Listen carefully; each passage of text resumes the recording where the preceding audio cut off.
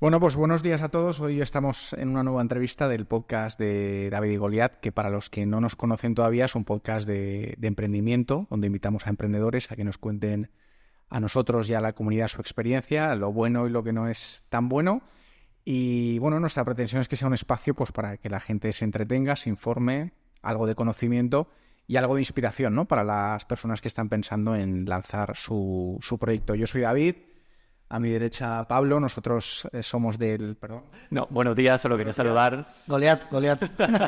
Exacto. Podría ser Goliat perfectamente. Podría ser Goliat. Somos del Sabio Sultán, una consultora de comunicación estratégica que precisamente ayuda a autónomos, emprendedores, pequeñas empresas a dar a conocer su proyecto y su marca desde el punto de vista de comunicación.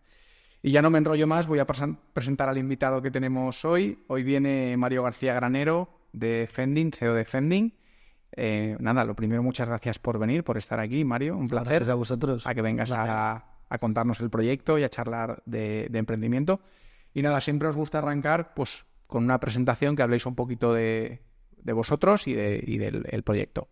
No, pues, gracias. Bueno, como has dicho, soy Mario García Granero. Mario García Granero es el primero, es compuesto. Y en tema de marca personal, que entiendo que vosotros os decir mucho, eso me da muchos problemas, porque los apellidos compuestos te acaban poniendo Mario García, que no es que me importe mucho, pero a veces soy Mario García, a veces soy Mario García Granero. Ya. Y eso genera a nivel de marca personal. No sé quién me puso esa marca, pero da problemas, que vosotros imagino que os enfrentaréis mucho a eso. Bueno, soy de aquí de Valencia y empecé a emprender en el concepto de startup hace 3 años con Fending y la verdad es que aprendiendo mucho de este mundo. Yo estudié Administración de Empresas en la Universidad de Valencia, ahora se llama International Business, era un programa que hacías media carrera fuera, yo me fui a Francia, entonces siempre, mi formación ha sido enfocada al tema de empresa. He montado algún negocio, tengo un bar aquí en Valencia que se llama Buró, con unos amigos y algunas cosas así, algunos pinitos así más en lo que es emprender a nivel de empresa, pero yo era carne de cañón total de corporate y he estado trabajando en diferentes empresas grandes y desde hace 3 años emprendí con Borja, que lo conocéis, que es amigo mío desde el colegio. Empezamos el colegio juntos aquí en Dominicos, en Valencia, y con otros 2 socios, que uno lo conozco por una experiencia previa profesional, que nos conocimos y trabajamos muy bien juntos, y el otro es el primo de Borja. Entonces, bueno, luego podremos hablar un poco más en detalle de cuál es el origen y de la importancia de encontrar unos buenos compañeros de viaje. Pero bueno, yo empecé a emprender de una manera un poco casual o por contagiarme, que es un poco el objetivo que tenéis vosotros con este podcast. No sé si yo era esa persona emprendedora que se dice que nace emprendedor y que desde pequeño está pensando en qué negocio montar. Yo no era tanto. No dirías que tenías ese perfil, ¿no? No.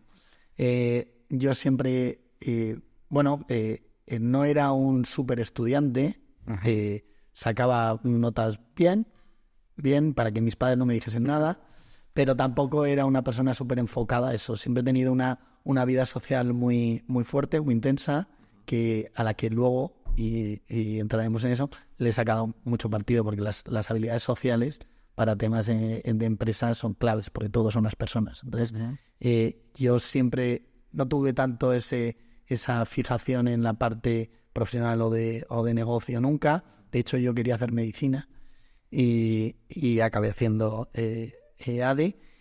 Y bueno, y poco a poco fue deviniendo en mi vida hasta emprender y estoy muy contento, la verdad.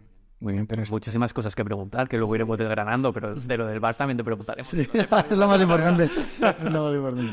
Y bueno, pues nada, cuéntanos un poco sobre tu proyecto actual, Fending. Pues Fending es un software para gestionar comunidades profesionales. Software inteligente. ¿Por qué decimos inteligente? Pues porque está basado en inteligencia artificial para generar experiencias reactivas al usuario.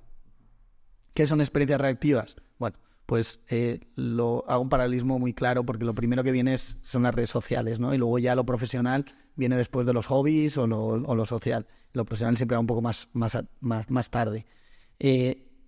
Empezamos con Facebook, que exigía proactividad por parte del usuario. Créate un perfil, pon tu foto, agrega amigos y invierte tiempo en la red social para llevarte la recompensa o el beneficio que da estar en ella, ¿no?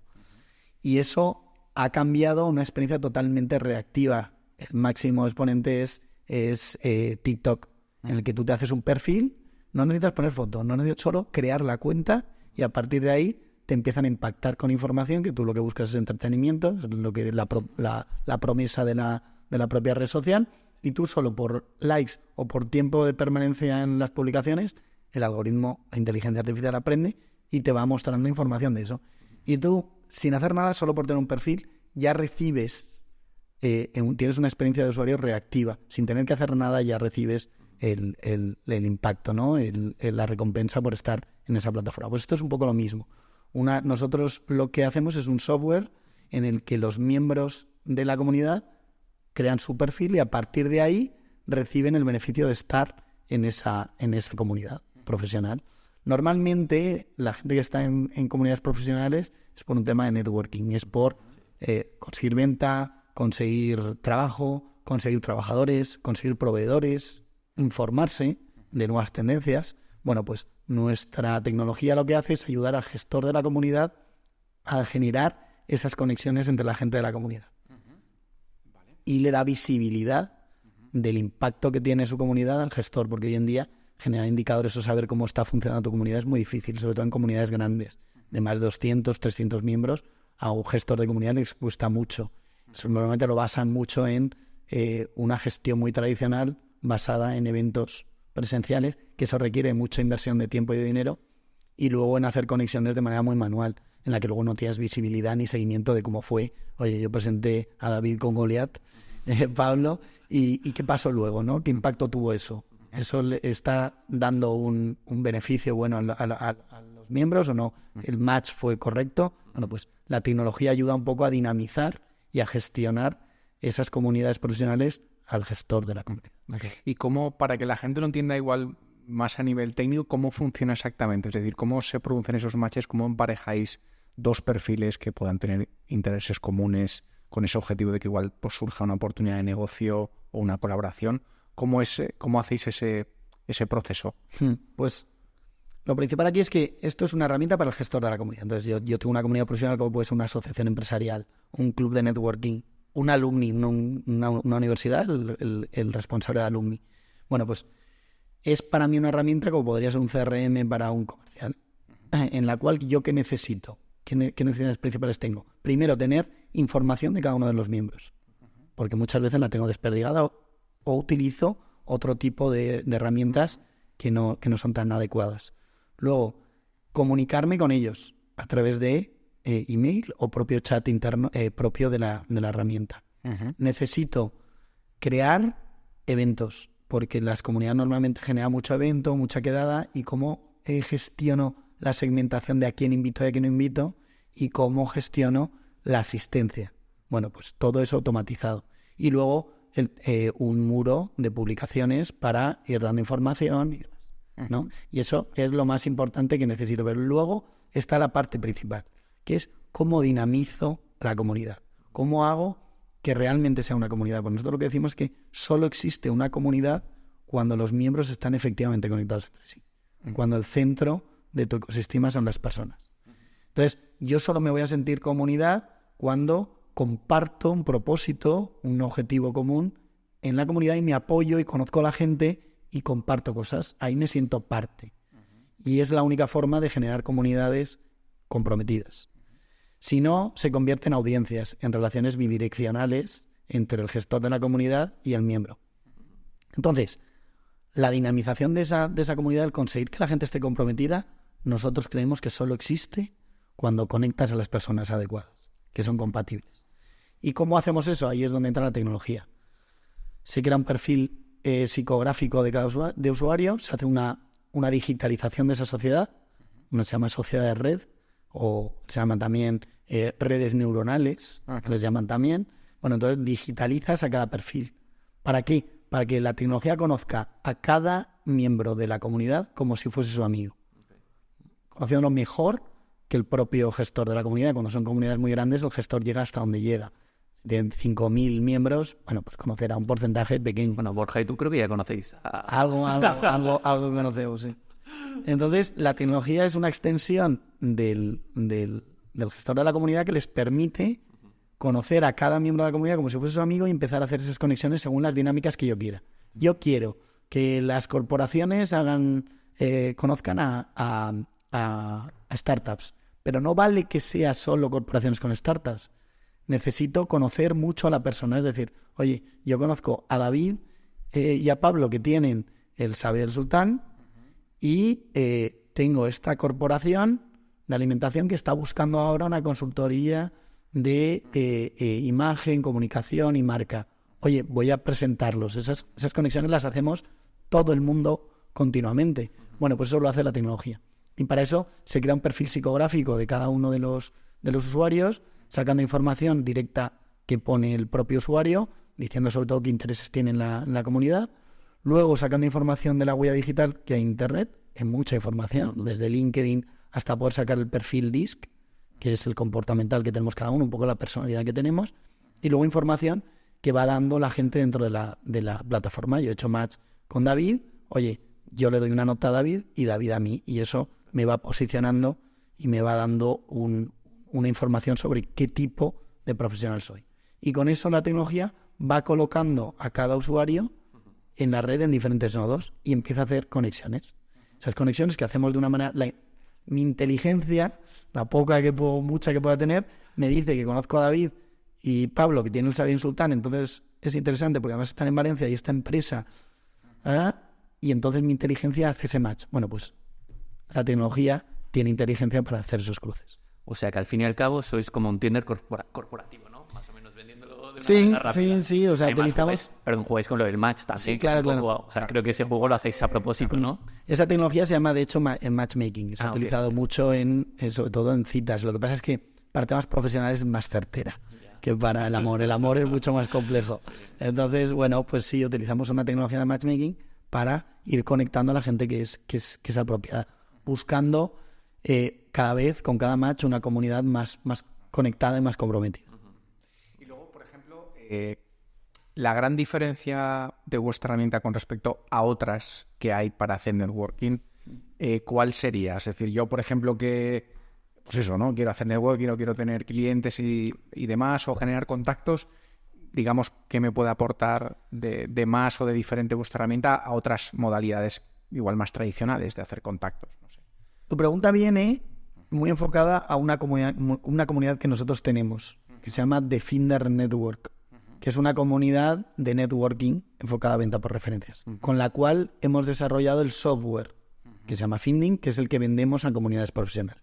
Entonces, si yo hago una comparación entre Finding y otra herramienta que pueda haber en el mercado, como puede ser Hybrid, que es una francesa, o Gravity, son gestores de comunidad que exigen proactividad por parte del usuario. Exigen que los miembros de la comunidad interactúen, se busquen, y eso cada vez va a pasar menos. Ya pasa menos en las redes sociales, como os comentaba, la gente busca más un TikTok que un Facebook, pues lo mismo a nivel profesional. Entonces ahí ya hay una diferencia. Y de hecho hemos desplazado, por ejemplo, a Gravity y a Hybrid, espero pronto con otro cliente, por nosotros. Y están mucho más contentos los clientes porque ven que el compromiso por parte del usuario es mucho mejor, porque la promesa es mucho mejor. Es hazte un perfil y ya solo con el perfil ya vas a tener beneficios, no vas a tener que invertir tiempo, ¿no? Entonces esa es la principal diferencia. La reactividad de la experiencia de usuario en Finding contra la experiencia proactiva de la competencia. Luego, no tan directa, tienes competencia como Discord, Slack, WhatsApp, que te dicen, no, yo pertenezco a una comunidad en Discord. Bueno, eso es relativo, eso es un canal de comunicación donde se convierte un poco en un gallinero, sobre todo cuando hay muchos miembros. Si es una comunidad pequeña, muy bien segmentada por canales y muy bien dinamizada, se puede llevar, pero una comunidad muy grande, llevarlo a través de estos canales de comunicación es muy complicado. Entonces, bueno, eso sería la diferencia con respecto a Finding. Nuestra comunidad de Finder Network, que es con lo que nosotros empezamos. Nosotros empezamos con ese caso de uso, que es lo que nos ha permitido desarrollar esta tecnología y sobre todo entender mucho las necesidades de nuestros usuarios y de nosotros como gestor de comunidad. Tener una tecnología muy sencilla, inteligente, que nos permitiese a nosotros tener mucho pegue y gestionar a miles de usuarios que tenemos dentro de esa comunidad. ¿Y por qué creamos esa comunidad? Bueno, es una evolución de lo que sería el modelo de networking americano, como estas tipo BNI, que esos clubs, pero que son muy tradicionales, muy presencialistas, que nosotros creemos mucho que el networking debe ser presencial. O sea, las relaciones humanas tienen que ser tocándose, no vale solo digital. De hecho, lo que fomentáis es eso. Quiero decir, al final eso es una plataforma para que luego el contacto se haga en la vida real. Claro.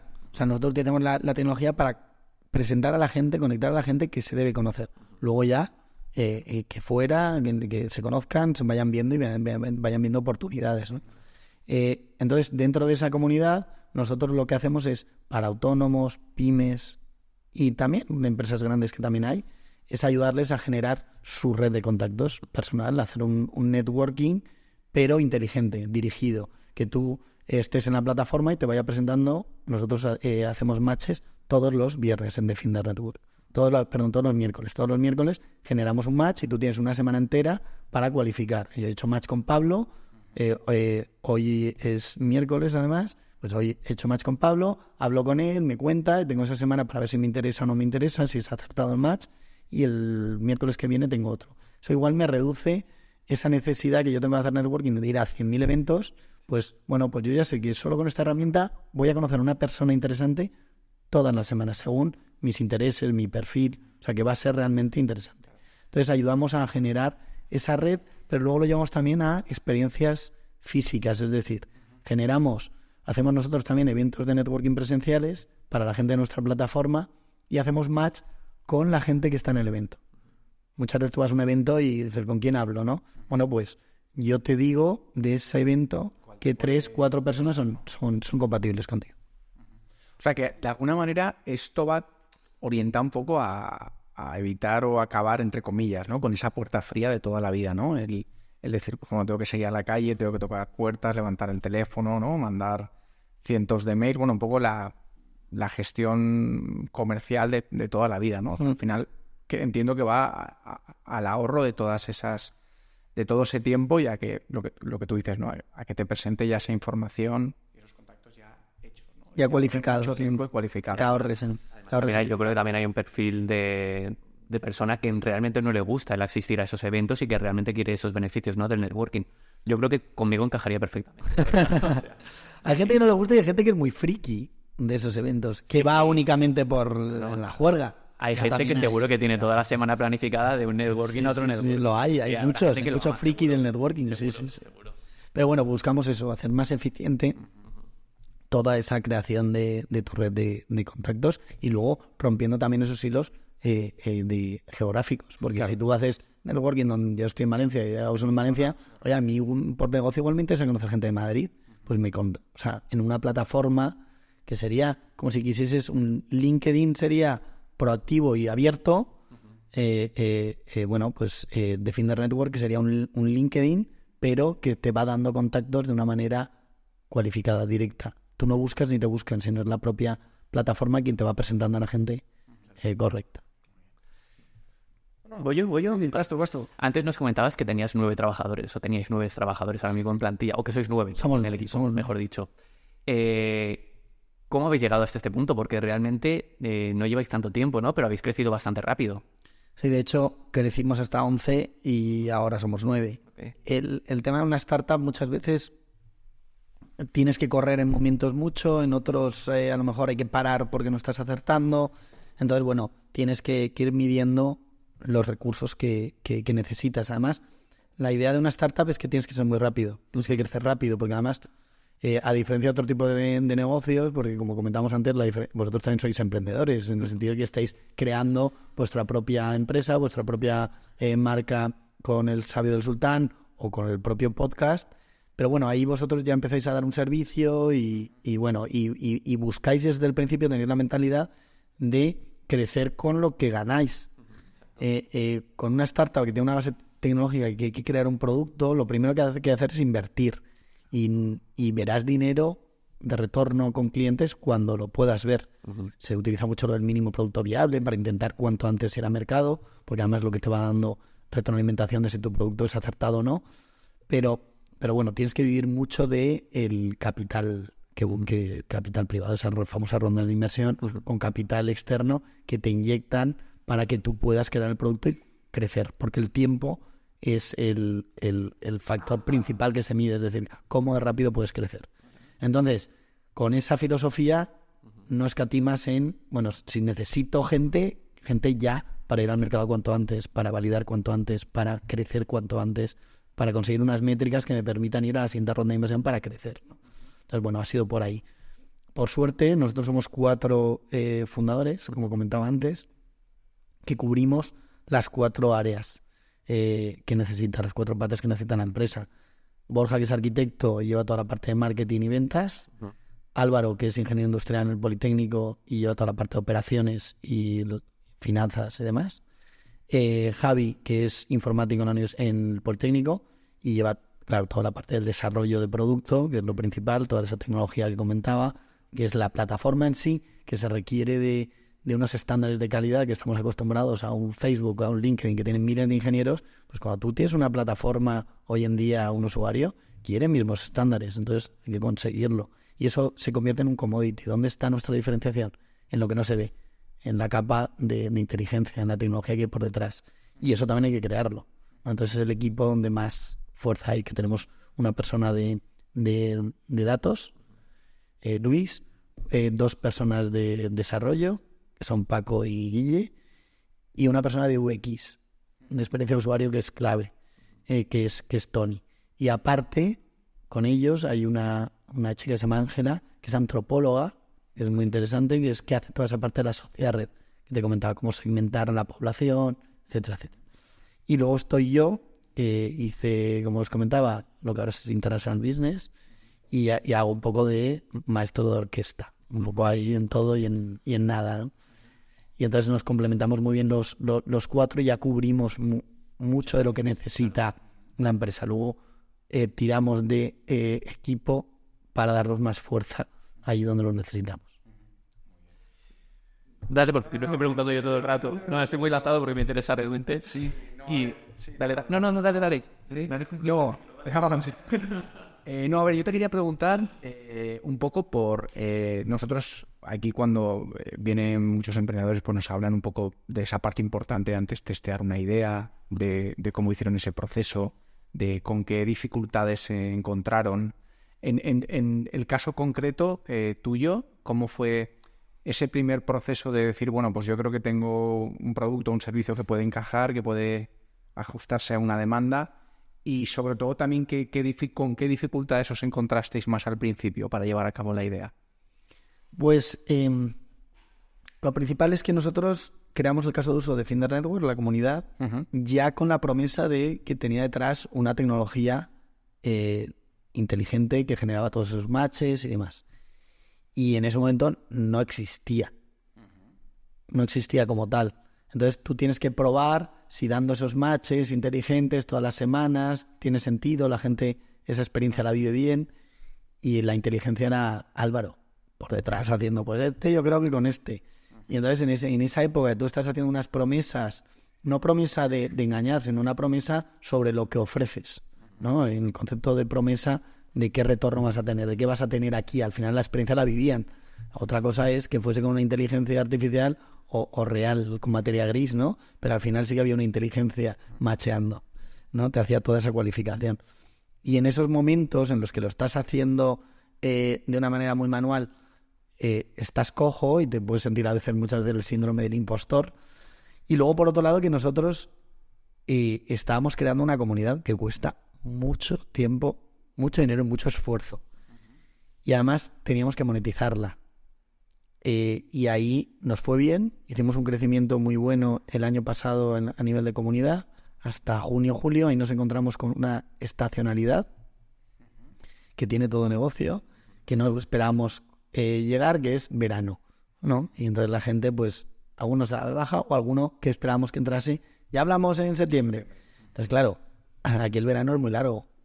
son 3 meses. En otros países son 15 días, aquí son 3 meses, ¿no? Entonces, claro, nos pegó ahí fuerte y lo bueno es que nos llegó el momento ya de tener un producto maduro. Ya maduro como para llevarlo a otras comunidades. Y ese es otro salto, es cuando dices, bueno, yo lo tengo adaptado para mí, lo he testado yo, a ver otro gestor de comunidad cómo lo va a vivir. Y entonces se lo implementas y a ver qué tal. Pero entonces empiezan a pedirte, oye, ¿y esto? Oye, ¿y esto? Y entonces el medir un poco cuál es mi producto, qué voy a hacer de una manera modular y hecho para replicar y hacerlo muy escalable, o voy a estar a cada cliente desarrollándole cada cosa que me pide. Eso es muy difícil, porque el cliente parece o sientes que el cliente todo lo que te pide lo necesita y entonces si no se lo hago no lo voy a ganar. Y entonces jugar con eso, con el miedo además de que funcione, es lo más complicado. En el momento en el que tienes un primer cliente que confía y ves que funciona, el chute es muy fuerte. O sea, con eso que te digo de las subidas y las bajadas, pues nuestra bajada fue verano y septiembre. En octubre primer cliente y funciona muy bien y de repente nos vienen 6 clientes de golpe en noviembre y diciembre. Y enero, y ahora enero que nos ha ido también muy bien. Entonces, en esas subidas y bajadas, la bajada es muy importante, o esos momentos de mucha duda y de mucho miedo, para disfrutar mucho cuando hay esa validación. No hay mejor validación que la de los clientes. Cuando un cliente está contento y ves que ha funcionado y que le ve la utilidad, es una satisfacción brutal, porque en el inicio, cuando empiezas, tú te lo crees y ahí hay un momento de subida muy grande, pero cuando empiezas a utilizarlo es cuando te vienen muchas dudas y dices, ¿a quién le va a interesar esto? Cuando empiezas a tener esas variaciones es cuando ya empieza a cambiar todo un poco. Estabas diciendo, bueno, ¿quieres avanzarte tú, no? Estabas diciendo una cosa muy interesante que es, pues bueno, al final todos estos procesos de emprendimiento, lo que tú decías, ¿no? Llevan subidas, llevan bajadas, hay momentos de duda, de incertidumbre, de errores. Y yo te quería preguntar, esa parte a veces de errores, de incertidumbre, ¿cómo la gestionas a nivel personal? Es decir, siempre preguntamos a la gente que tenéis algún tipo de truco, técnica, estrategia para, digamos, sobrellevar esos momentos más complicados o no. O sea, alguna cosa que puedas compartir con nosotros. Para mí hay 3 cosas, ¿no? Lo primero es que yo soy una persona muy, muy positiva. No, creo que no soy naif y creo que no soy tal, pero soy una persona muy positiva. Entre todos soy bastante positivo, entonces eso me ayuda mucho. Luego, que como os comentaba, tengo 3 socios más, o sea, somos 4 fundadores. Entonces, cuando no está uno muy fino, a lo mejor otro es el que está fino y tira del carro. Y eso es fundamental, porque la gente que emprende sola, los momentos malos deben ser muy malos. Y los buenos no son tan buenos, pues no son compartidos. Entonces yo creo que el tener unos cofundadores es súper importante. Ahora está muy de moda el intentar al solo founder o ser 2 y no ser muchos más. ¿Por qué? Porque muchas veces hay problemas entre los socios fundadores. El tema es que nosotros, como os comento, compartimos mucho más que el proyecto. Compartimos una cultura y unos valores que nos unen mucho y una historia que nos une mucho y nos hace ir en una misma dirección y con los roles todo muy claro y hacemos un equipo muy bueno. Entonces eso ayuda a esos bajos y esas subidas a llevarlas mejor. Y luego hay una tercera, que es, y lo comentamos mucho, yo no tengo esa sensación que se dice, no, lo duro que es emprender. Es difícil, duro. La gente que tiene siempre esa espada de Damocles encima de si esto no funciona, ¿qué va a ser de mí? O ese miedo del...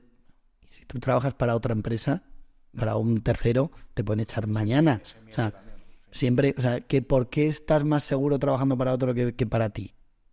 No existe, o sea, eso no es real. Entonces, bueno, ese miedo al que esto no funcione, por un tema personal, si es un tema, de ego, de que no funcione el proyecto, bueno, eso ya es otra cosa y se tiene que trabajar. Pero la parte del miedo económico, profesional y demás, yo no la tengo para nada. O sea, no considero que tenga más riesgo emprender que trabajar para un tercero a nivel concepto. Entonces, eso no me pesa. Yo puedo entender ahí que sea miedo a toda la inversión que llevas, ¿no? Porque al final no es solo una inversión económica, sino también una inversión de tiempo. Y pensar en el hecho de voy a llegar a esto 3 años y si luego no sale, o 4 años, y si esto no sale, cierro, pues al final yo creo que es también ese miedo, ¿no? A la pérdida de tiempo, digo, genial, pérdida de recursos económicos, o sea que sí que entiendo ese miedo, ¿no? A emprender, pero es también lo que tú dices, si estás en una empresa, también te pueden echar de un día para otro, y ahí te quedas. Yo entiendo lo que comentas y lo puedo compartir en una parte, ese coste de oportunidad que te puede generar meterte en algo que luego no va, pero tú lo que tienes que entender es qué te va a aportar. Si estás aquí por un tema puramente económico, yo creo que estás en el camino equivocado. O sea, es verdad que el éxito en algo que emprendes, el retorno económico que puede ser muy grande, pero sobre todo es lo que te curte y lo que aprendes. O sea, todo ese proceso de esos 3 años en los que al final no has conseguido, te ha formado y te ha generado una serie de contactos, una serie de experiencias que luego las vas a poder aprovechar. Con un nuevo proyecto o en el mercado laboral tienes mucho más valor. Entonces, tampoco creo que en sí sea un problema la parte. Es verdad que para emprender, y eso es así, es también el que puede. Hay que querer. Sí. Y yo creo que si alguien quiere y pone mucho empeño, puede emprender cualquiera. Pero es verdad que tu posición o tu situación económica puede ser un lastre, porque es verdad que durante los primeros años es no cobrar nada o sueldos muy bajos como tenemos. Pero bueno, te tiene que compensar por todo lo que viene detrás. Es un poco como las oposiciones. Dicen que opositar no puede opositar cualquiera porque son unos años de estudio que tienes que vivir de lo que puedas, ¿no? Y pues trabaja en el McDonald's poniendo hamburguesas. Sí, eso te genera un desfoco muy fuerte del estudio y de tal. Bueno, si no sacas la oposición, ¿qué? También. Sí, se parece bastante. Además, yo creo que una oposición aún te sirve luego menos para el mundo laboral, depende de qué oposición, que haber emprendido. Haber emprendido te va a enriquecer, seguro, un montón. Haber opositado. Sí, pero es verdad, o sea, nosotros muchas veces lo comentamos, decimos, si algún día esto no va bien y se acaba, esperemos que no, pero bueno, la verdad es que el aprendizaje que te llevas, lo que maduras, aprendizaje en general, porque estás haciendo cosas que nunca habías hecho antes y que tenéis que hacer ahora por necesidad o que te las había hecho otro, y es como, digo yo, como un mini máster concentrado de un montón de cosas. Y yo también pienso, bueno, si algún día esto no acaba bien, yo creo que me llevo una experiencia personal y un recrecimiento brutal y que seguro que alguien va a valorar o en algo voy a poder aplicarlo que no en el futuro. O sea, yo creo que eso es... Sí. Yo también lo sentimos así. El otro día estuve coincidí en una comida con Manuel Llorente, el que fue presidente del Valencia. Uh-huh. Y estuvimos hablando, la verdad que me cayó fenomenal, me parece un tío bestial. Y entonces me preguntó mucho, porque él es muy amigo de Juan Roch, uh-huh. Él trabajó en Mercadona y nosotros estamos en Lanzadera. Entonces se interesó mucho en cómo era la vida de emprender y qué tal estábamos en Lanzadera, que estamos encantados, la verdad. Uh-huh. Es una suerte tener eso en Valencia. Es una de las cosas por las que yo creo que he emprendido, es contagiarse de ese ambiente que hay aquí, un poco del ecosistema emprendedor valenciano, te hace decir, ¿por qué no yo? ¿No? Uh-huh. Y eso es un poco lo que me llevo. Pero una de las cosas que, hablando con él, me salió decirle y luego lo reflexioné, es que me decía, ¿cómo te sientes emprendiendo? Yo he trabajado en Coca-Cola, he trabajado en corporaciones, y yo en ciertos momentos, yo tengo 36 años, lo cumplí antes de ayer, aún soy joven y tengo una experiencia pues relativa, ¿no? Pero yo siendo bastante más joven, en posiciones buenas en Coca-Cola, yo me sentía que dominaba y me sentía un crack. Y ahora no. Y entonces se lo dije y decía, no, es que emprender lo que te hace es sentir que no sabes, que tienes muchas carencias aún. Y entonces eso, en mucho aspecto, a mí me hace sentir que estoy en un momento, en un sitio correcto. Y ahí está la parte que dices tú del máster. Bueno, cuando tú tienes esa sensación de debilidad, que te rodeas y conoces gente en el mundo del emprendimiento, que hay gente muy, muy buena, hay gente que no. Porque también hay mucho que dicen, no, es que los emprendedores son brillantes. Mentira. Eso habemos de todo. Hay gente muy buena de la que tú quieres aprender, ¿no? Y eso te hace sentirte tú pequeño. Entonces, sintiéndote pequeño es que estás realmente en el sitio donde tienes que estar, porque seguro que estás evolucionando. Cuando te sientes que eres el rey del mambo, primero no eres el rey del mambo, Y es que estás en un sitio que te tienes que mover porque ya estás en zona de confort o lo que que haces es muy fácil. Entonces, esa reflexión que fue hablando con él, porque cuando hablas con gente tan experimentada y tan buena, te hace reflexionar y entrar a profundizar en una conversación de bar que fue y a darte cuenta de cosas interesantes de la situación en la que estás. Qué bueno. Pues también te quería preguntar una pregunta un poco truco. Nos has comentado al principio que tenías un bar también. Sí, bueno, tengo yo un bar con otros amigos. Ah, bueno. ¿Cuál de los dos emprendimientos ha sido más difícil? ¿En cuál te sientes más cómodo? ¿Qué puedes contar de las dos aventuras? Esa pregunta está bien porque es un bar muy pequeño, se llama Buró, está en Lago del Esteve, con Cirilo Amorós, es muy pequeñito, que ha funcionado siempre muy bien. Y lo compramos con unos amigos por un tema más social y un poco nosotros íbamos ahí de clientes y demás y lo compramos. Es más difícil emprender con una startup a nivel de complejidad intelectual y todo lo que conlleva, porque crear de cero algo muy complicado. El bar al final levantar la persiana y al momento tienes a alguien ahí pidiendo un café, ¿no? Una startup no. Tienes que crear la demanda, tienes que crear el producto, es un producto en teoría disruptivo que cambia cosas que hoy en día no hay en el mercado, entonces tienes que generar esa parte de la demanda, el interés, y fallar mucho con el producto. El bar no, pero ¿qué tiene un bar? Un bar al final es una empresa y tiene un montón de cosas que hay que tener en cuenta. Y aparte, por desgracia, con una administración muy burocrática y muy pesada, que te trata teniendo un bar de 30 y pico metros cuadrados como si fueses una corporación en la que te toca estar continuamente, para empezar, desde el principio pagar, pero es una startup también, desde el principio pagar, impuestos a todo trapo, los sueldos en hostelería son muy bajos. Son muy bajos porque no puedes pagar más, porque los precios son los que son. O sea, hay un problema y ahora hay una falta de personal muy, muy grande. Entonces, la parte de personal en hostelería es un gran problema y va a haber en muchos sectores.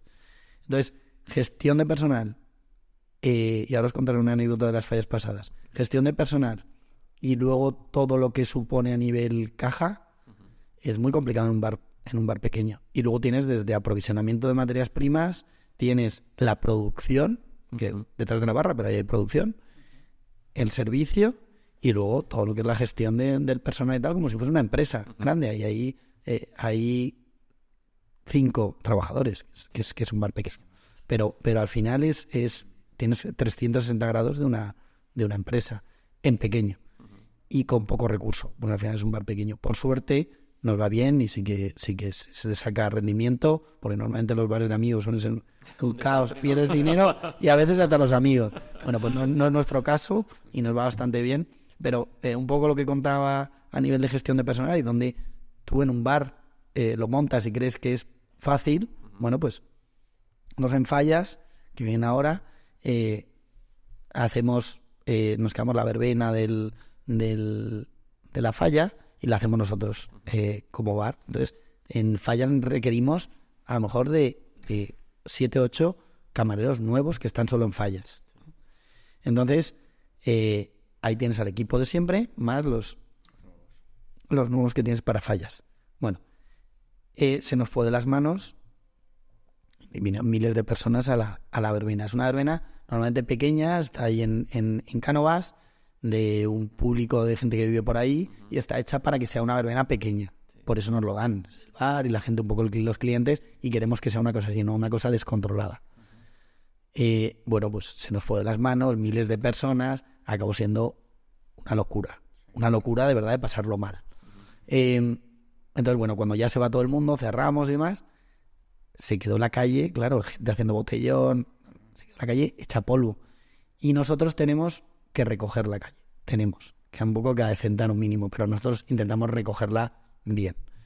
Bueno, tuvimos un motín de los trabajadores que estaban temporales, que ellos sí que sabían que tenían que recoger luego, que lo vieron tan mal, que dijeron, yo esto no lo voy a recoger. Bueno, ¿y ahí qué haces? O sea, son las 4 de la mañana, hay que recoger toda la calle que está tal, y tienes un motín de gente que te dice que no, que hay que recoger todo. Bueno, eso, la experiencia, un poco, si solo tienes el bar y no tienes un poco de formación en lo que es gestión de personas y demás, puedes cometer muchas cagadas, desde ceder hasta... Entonces, ¿ahí qué haces? Un poco lo que hablábamos antes de las soft skills, que no son tan soft. Yo no entré a discutir ni a negociar, porque ahí, pues te pago. No, empiezas a negociar y a dar, la has cagado. Entonces, lo que dije es, bueno, está todo bien. ¿Quién se quiere ir? No, aquí nadie está obligado a nada. ¿Quién se quiere ir? Quien se quiera ir, que venga aquí, que firme la hoja de salida y se vaya a su casa. Quien se quiera quedar, que se espere un momento y ahora hablamos.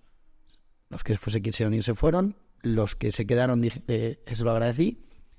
Les dije que para empezar, esas horas se las iba a pagar. Ellos no pedían nada, ellos decían que se quedaban. Se las iba a pagar doble y que ahora no les podía decir qué más les daríamos, pero que durante los días próximos tendrían más cosas que yo les diría. Y me puse yo también a limpiar, lógicamente, sí. Solo faltaba. Yo me puse a limpiar, que te vean también que tú estás ahí, además porque hacía falta. Entonces, yo limpiando con ellos, solucioné y conseguimos eso, solventarlo y sobre todo no perder al equipo al día siguiente. Porque tú a la gente que se queda, de todas formas, si se quedan y limpian, igual al día siguiente no te vuelven. ¿Y cómo abres? Entonces, hay que pensar en muchas cosas. Entonces, tener un bar, por pequeño que sea, tiene mucha complejidad por muchas cosas también. Sí, lo que quiero decir es que también hay, digamos que los aprendizajes del bar también se pueden aplicar a totalmente. Y al contrario, imagino que son empresas, toda empresa y todo lo que tenga personas, sí. La gestión de personas es lo más difícil de una empresa. Decías una cosa antes de, cuando has empezado a explicar lo del bar, de un poco de las trabas administrativas, de que hay que pagar mucho impuestos y tal, ¿crees que aquí en España, y tú como emprendedor lo sabrás, se ponen muchas trabas a la persona que va a emprender? Es muy complicado, porque yo veía el otro día una encuesta que decía que 9 de cada 10 personas, si quieren lanzarse, decían que encontraban muchísimas dificultades, ¿no? Entonces, ¿crees que aquí es especialmente difícil montar algo? Sin duda, ¿no? Bueno, más que difícil, difícil de complejidad, no, es lento. Porque además tú pones una empresa hasta un par de meses o un mes y pico no lo tienes para poder tener la actividad y ejercer la actividad. Entonces, tarda. Difícil no es burocracia, pero es que lo que hay que hacer es que hay que pagar. O sea, tú para empezar a generar, que al final tú ahí vas a pagar impuestos y generas unos IVAs y generas una serie de cosas. No, tú lo primero que tienes que hacer es pagar ya de inicio cosas. Pagar para el impuesto de no sé qué, para crear la empresa, al notario, porque tú puedes hacerlo solo. Normalmente, todo es gasto, todo es pagar. Y en cuanto tienes la empresa, te trata ya la administración como que todo empresario es rico. Todo empresario... Entonces, te pone muchas trabas. Y no solo desde el inicio, es desde los primeros 2 años. Eso es un horror. O un autónomo. Un autónomo que tiene que generar todo ese trabajo poco a poco y ya estar pagando esa cuota de autónomo como si fuese su IRPF, el reducido, 70 euros. Bueno, pero es que pasas a 300 así. Y además luego encima no tienes paro. Y encima no tienes... O sea, porque esos 300 euros son en concepto de que pues luego yo ya voy a pagar mi IRPF propio por lo que yo gane. Entonces, son todo trabas. O sea, es muy difícil emprender. Yo creo que la gente aquí no emprende porque hay mucho riesgo de que yo voy a estar trabajando para el Estado totalmente. Para eso trabajo de verdad y me hago una oposición y no me pueden echar y entonces yo creo que hay un desincentivo al emprendimiento. Pero emprendimiento de cualquier tipo, un autónomo creo que lo tiene muy, muy complicado. Sí, cualquier cosa que sea no trabajar, o sea, trabajar por cuenta ajena es dificilísimo, sí. Pero claro, no puedes trabajar por cuenta ajena si no hay otro que ha emprendido. Entonces, sí. Claro, entonces todo se convierte en eso. Y sí, desde luego las facilidades son nulas. Y trabajar con la administración, por ejemplo, como clientes, también eso es otro tema horrible, vamos. Porque cuesta mucho entrar, cuesta mucho que si pliegos, que si concursos, que es lo que sea, y luego pagan cuando pagan. Con la administración pública es todo difícil. Y hay que aprender de otros modelos donde simplifican todo eso mucho más. Nosotros estuvimos en una beca que nos dieron en Estados Unidos mayo-junio, en un programa de emprendimiento en Silicon Valley, y entonces ahí ves un poco cómo funcionan ahí las cosas. Y no va con un tema de impuestos, porque California los impuestos son prácticamente como aquí, como en España, o bueno, un poquito menos, pero allí pagas cuando de verdad ganas. Si no, ayudas y facilidades. Y tratan al emprendedor como un dios, que es una blasfemia, pero como un ídolo. Vamos, o sea, tú ahí tienes una startup que sois 3 y te tratan igual que el empresario que tiene 200 trabajadores. Los 2 sois empresarios, los 2 os lo estáis jugando, los 2 estáis creando. Entonces es un tema de mentalidad que se ve reflejado también en la administración a la hora de crear una empresa y a la hora también de acceso a financiación para tu proyecto. Es todo, el dinero fluye más fácil. Aquí es todo un dinero mucho más temerato, más difícil de moverse. Y eso pues cuesta. Muy interesante, la verdad. Y te quería preguntar que, bueno, Valencia se está situando como foco de emprendimiento. Cada vez hay más incubadoras, más ayuda, más. ¿A qué crees que se está debiendo ese cambio, esa apuesta? Vosotros además que os movéis en todo ese tejido de emprendimiento, pues esa explosión, digamos. No quiero ser chauvinista porque estamos allí en Lanzadera, pero para mí es Lanzadera. O sea, te podrán decir Startup Valencia, a la que pertenecemos también, y hacen un muy buen trabajo, sobre todo con el Valencia Digital Summit, que es una pasada, y Startup Valencia hace muy buen trabajo. A ver ahora con el nuevo edificio que se han quedado en la Marina, yo creo que van a poder también evolucionar mucho esa parte de comunidad y demás, y Nacho Mas, el presidente, lo está haciendo muy bien, y todo el equipo, Diego, Ángel y demás. Pero yo creo que Startup Valencia ha podido desarrollarse tanto porque tenemos la mejor aceleradora de España, es privada, es Lanzadera. Y Lanzadera es un polo de atracción de startups de fuera que acaban entrando, por ejemplo, en Startup Valencia. Todo se retroalimenta un poco, ¿no? Pero yo creo que el gran tractor es Lanzadera como en las empresas. Creo, en mi opinión. Y luego creo que hay otros agentes, ya te digo, como Startup Valencia, que con el Valencia Digital Summit y demás, cubre un espacio que Lanzadera no cubre, pero aprovecha ese tirón. La administración pública, más o menos, de alguna manera, pues está moviéndose ahí con lo de las naves, harinera que van a hacer ahora, que está bien. No creo que sea un tractor, pero bueno, ahí están. Al menos podrían tirar, yo creo, mucho más. A ver, con los nuevos responsables, a ver si se tira más. Pero tengo confianza. Y luego tienes pues acciones pequeñas, como puedes tener Insomnia, o startups grandes que se han desarrollado como Zeus o Sesame, que oye, que ellos pretenden también tirar desde su posición, que eso también es súper chulo, o con un Big Buy. Son empresas que han crecido aquí, que son tecnológicas, que han crecido en el ecosistema y que son referente. Y ellos, yo creo que hacen una acción muy buena. También hacen un podcast en Sesame de recursos humanos que estuvimos. Y yo creo que eso también, todo eso hace. O sea, que si a Finding nos va como nos tiene que ir, que espero que sea muy bien, pues nosotros también tendremos que aportar a ese ecosistema. Sobre todo porque, es lo que os decía, yo no soy un emprendedor nacido, yo soy un emprendedor más hecho. Y yo, si no llego a haber vuelto a España y a Valencia y ver el entorno que había, igual no me hubiese lanzado a emprender. Yo creo que fue una semilla que hay aquí que te hace muchas veces tirar. Y conoces a mucha gente que trae su startup aquí de otros sitios de España por Lanzadera y que se quedan. Y eso va a ser muy importante porque va a generar al final economía y riqueza. Y luego también está pues el tiempo que tenemos. Y con esto del teletrabajo, el capital humano que hay en España, que es muy bueno y demás, pues otras startups, otras empresas tecnológicas que se vengan aquí a Valencia a centrarse atraídas también por el ecosistema, pero también por donde estamos, ¿no? Y yo creo que es algo importante. Sol te trae creatividad. Exacto, sí.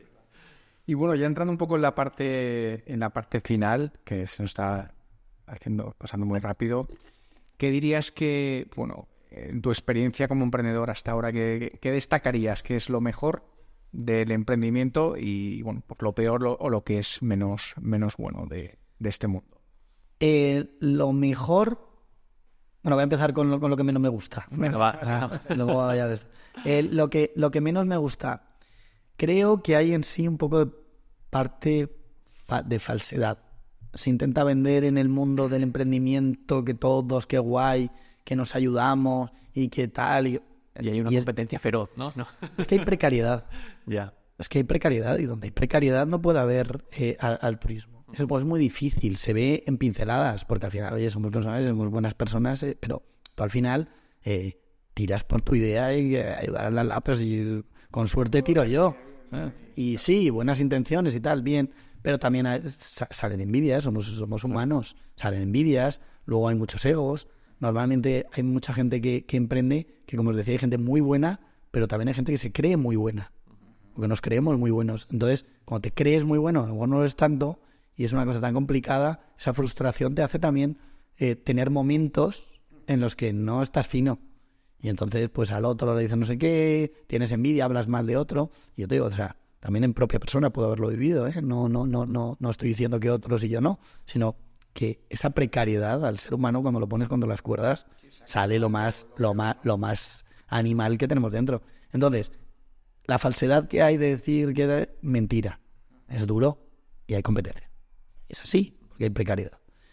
Y lo mejor, pues primero el poder crear, el poder desarrollarte, el sentirte que tienes un camino por delante muy grande y es apasionante. Se dice mucho, ¿no?, que lo bonito es el camino, y es así. O sea, los logros no los vives igual si no hay previamente un momento duro.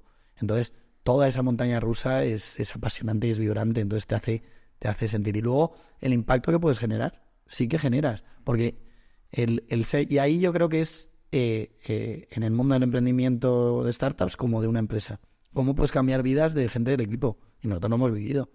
Y cosas que compartes y cómo ves a la gente alrededor tuyo que se desarrolla y cómo influyes en ellos y te sientes, bueno, pues muy orgulloso de estar creando algo que a otras personas les está haciendo también muy bien.